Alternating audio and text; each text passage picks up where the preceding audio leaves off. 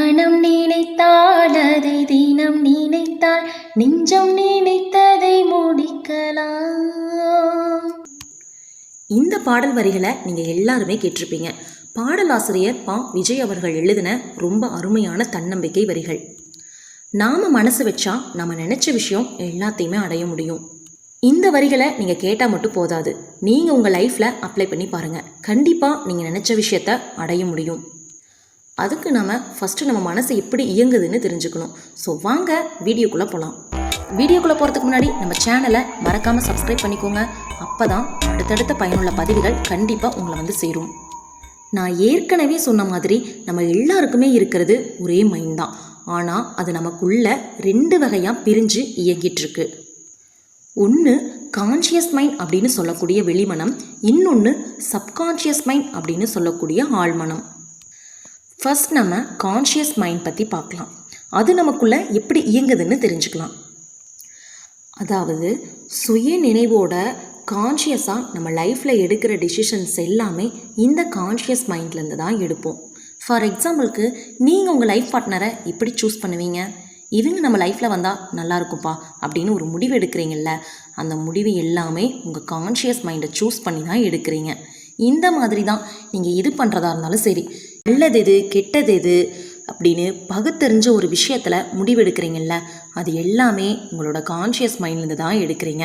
அதாவது நம்ம சுய நினைவோடு பகுத்தறிஞ்சு எடுக்கிற விஷயம் எல்லாமே நம்ம கான்ஷியஸ் மைண்டை பயன்படுத்தி தான் எடுக்கிறோம். அடுத்து நம்ம பார்க்க போகிறவர் நம்ம லைஃப்பில் ரொம்பவுமே முக்கியமான ரோலில் ப்ளே பண்ணிகிட்ருக்காரு. அவர் தான் நம்ம ஆழ்மனம் அப்படின்னு சொல்லக்கூடிய சப்கான்ஷியஸ் மைண்டு. இவர் மட்டும் நமக்குள்ளே எப்படி இயங்குறாருன்னு தெரிஞ்சுக்கிட்டு அவரை நம்ம லைஃப்பில் கரெக்டாக யூஸ் பண்ணிட்டோம் அப்படின்னா ஐ ஆம் ஷியோர் நீங்கள் தான் உங்கள் லைஃப்க்கு ராஜா. நம்ம வழக்கமான சிந்தனைகள் எல்லாமே நம்ம ஆழ்மனசுலேருந்து தான் ஸ்டோர் ஆகிருக்கும். அதாவது நம்ம அடிக்கடி பண்ணுற ருட்டீன் ஆக்டிவிட்டீஸ் எல்லாமே நம்ம ஆழ்மனசுலேருந்து தான் இயங்குது.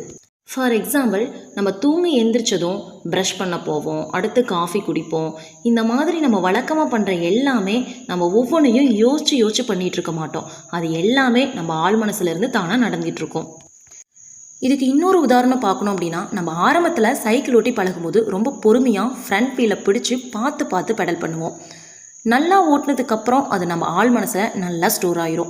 அதுக்கப்புறம் நம்ம சைக்கிள் எடுத்து ஓட்டினாலும் நம்ம வேறு ஒரு சிந்தனையில் இருந்தால் கூட கரெக்டாக பெடல் பண்ணி சைக்கிளை ஓட்டிகிட்டு போயிட்டே இருப்போம். இது எல்லாமே நம்ம ஆழ் மனசோட வேலை தான். அதே மாதிரி தான் நம்ம ஆழ் மனசு ஃபுல்லாக எமோஷன்ஸால் நிரப்பப்பட்டிருக்கும். நீங்கள் நல்லா யோசிச்சு பாருங்கள். உங்கள் லைஃப்பில் நீங்கள் ஏதாவது ஒரு விஷயத்துக்காக நல்லா அவமானப்பட்டிருக்கலாம், அல்லது ஏதாவது ஒரு இன்சிடெண்ட்காக ரொம்ப சந்தோஷப்பட்டிருப்பீங்க. அதை உங்ககிட்ட எப்போ கேட்டாலும் நீங்கள் மறக்காமல் சொல்லுவீங்க. இது எல்லாமே உங்கள் ஆழ் மனசில் நல்லா ஆழமாக பதிஞ்சிருக்கும்.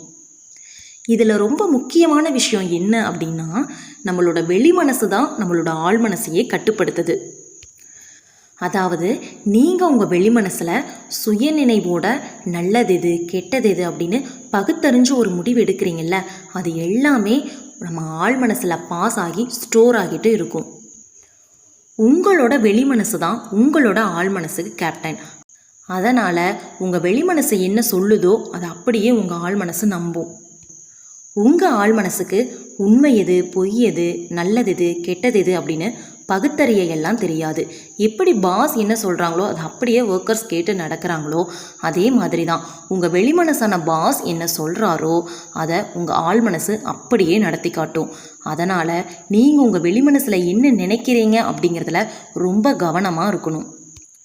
உதாரணத்துக்கு, நீங்கள் உங்கள் வெளிமனசில் என்னால் அது செய்ய முடியாது, நான் தோற்றுருவேன், இதில் முயற்சி செய்கிறதே வேஸ்ட்டு, எனக்கு அந்த அளவுக்கு திறமை ஒன்றும் இல்லை, என்னோடய சுச்சுவேஷன்ஸ் அப்படி இருக்குது, அதனால் என்னால் இதை வாங்க முடியாதுன்னு சூழ்நிலைகளை காரணம் காமிச்சு உங்கள் வெளி மனசில் நீங்கள் எதிர்மறையாக திங்க் பண்ண உங்கள் ஆழ் மனசு அதை அப்படியே நம்ப ஆரம்பிக்கும்.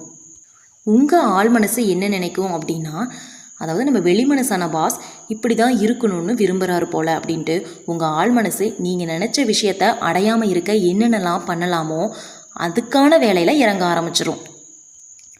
அதுவே நீங்கள் உங்கள் வெளி மனசில் என்னால் முடியும் அப்படின்னு பாசிட்டிவாக திங்க் பண்ண ஸ்டார்ட் பண்ணிங்க அப்படின்னா உங்கள் ஆழ் மனசு நல்லதையே நடத்த ஆரம்பிச்சிடும். அதனால் நீங்கள் உங்கள் வெளி மனசில் நல்லதை மட்டுமே யோசிக்க பழகிக்குங்க. விதைத்தால்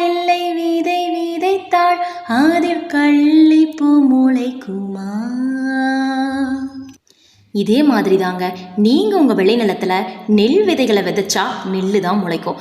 அதற்கு மாறாக விஷமரம் ஒன்றும் வளராது. அதே மாதிரி தான் உங்கள் விளைநிலமான ஆள் நிலத்தில் நீங்கள் நல் விதைகளான நல்லெண்ணங்களை விதைச்சா நல்லது தான் அது கொடுக்கும். நீங்கள் கெட்ட எண்ணங்களை விதைச்சா அது கெட்டது தான் கொடுக்கும். இதைத்தான் நம்ம பெரியவங்க எண்ணம் போல் வாழ்க்கைன்னு சொல்கிறாங்க. நம்ம ஆள் மனசை நம்ம சுயநினைவான கான்ஷியஸ் மைண்ட் தான் கண்ட்ரோல் பண்ணுது. நம்ம வெளி மனசான கான்ஷியஸ் மைண்ட் மட்டும் தூங்கிட்டா போதும். அப்புறம் என்ன, நம்ம சின்ராசை கையிலேயே பிடிக்க முடியாது.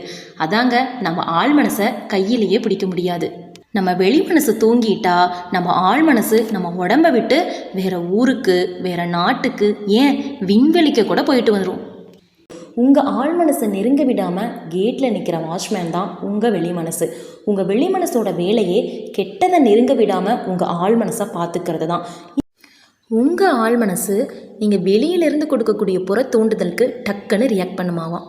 ஃபார் எக்ஸாம்பிள், நடுக்கடலில் நீங்கள் வேகமாக போயிட்டுருக்க ஒரு கப்பலில் இருக்கீங்கன்னு வச்சுக்கலாம். அதில் உங்கள் கூட பயணம் செய்கிற யாராவது ஒரு பயந்த சுபாவம் உள்ள ஒருத்தரை கூப்பிட்டு உங்களுக்கு உடம்பு சரியில்லாத மாதிரி இருக்குது, உங்கள் முகம் பேயறிஞ்சது மாதிரி இருக்குது, உங்களுக்கு கப்பல் பயணம் ஒத்துக்கலைன்னு நினைக்கிறேன், நான் வேணால் உங்களை உங்கள் கேபினுக்கு கூட்டிகிட்டு போகட்டுமா அப்படின்னு நீங்கள் அவரை பார்த்து சொன்னீங்கன்னா உடனே அவரோட முகம் வெளிரி போனது மாதிரி அவர் உணர ஆரம்பிப்பார். அது மட்டும் இல்லாமல் உங்களை அவரோட துணைக்கு கூட கூட்டிகிட்டு போவார்.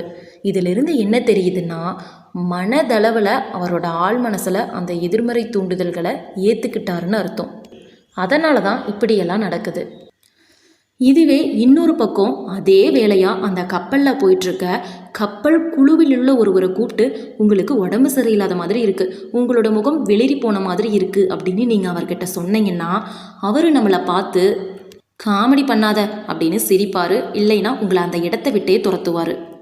ஏன்னா அவருக்கு அவரோட தடுப்பாற்றல் மீது முழு நம்பிக்கை இருக்கிறதுனால நம்மளோட எதிர்மறை தூண்டுதல் அவரை எந்த விதத்துலையும் பாதிக்கலை. இதிலிருந்து என்ன தெரியுதுன்னா, நம்மளோட வெடிமனசோட அனுமதி இல்லாமல் எந்த எதிர்மறை தூண்டுதலும் நம்ம ஆள் மனசுக்கு போகாது. ஏன்னா அந்த தூண்டுதலை நிராகரிக்கிற சக்தி நம்ம வெளி மனசுக்கு இருக்குது. நீங்கள் தெரிஞ்சுக்க வேண்டிய இன்னொரு முக்கியமான விஷயம் என்னென்னா, நமக்கே தெரியாமல் நம்ம பிறந்த நாள் முதல் இப்போ வரைக்கும் இந்த எதிர்மறை தூண்டுதல்களால் தாக்கப்பட்டு தான் வந்துட்ருக்கோம். அதாவது, உன்னால் முடியாது, நீ தோத்துட்ருக்க, உனக்கு சான்ஸே கிடைக்காது, நீ பண்ணுறது எல்லாமே தப்பு, நீ இவ்வளோ ஹார்ட் ஒர்க் பண்ணி என்ன யூஸ், நீ சின்ன பையன், உன்னால் கண்டிப்பாக முடியாது, யாரையுமே நம்பாத, இப்படி நிறையா எதிர்மறை தூண்டுதல்கள் நம்ம சின்ன வயசுலேருந்தே கேட்டிருப்போம். நம்ம வளர வளர அது நமக்குள்ளேயே ஸ்டோர் ஆகிரும். சில சமயம் நம்மளே அதை சேஞ்ச் பண்ணிப்போம். பட் நம்ம எதையுமே சேஞ்ச் பண்ணாமல் அப்படியே விட்டுட்டோம்னா அது நம்ம லைஃப்பில் மிகப்பெரிய இழப்பையே ஏற்படுத்திடும். அதனால் நீங்கள் எப்போவுமே உஷாராக இருங்க. அது மட்டும் இல்லாமல் என்னால் முடியாதுன்னு எப்பவுமே சொல்லாதீங்க. அது உங்களுக்கு பயத்தை தான் உருவாக்கும்.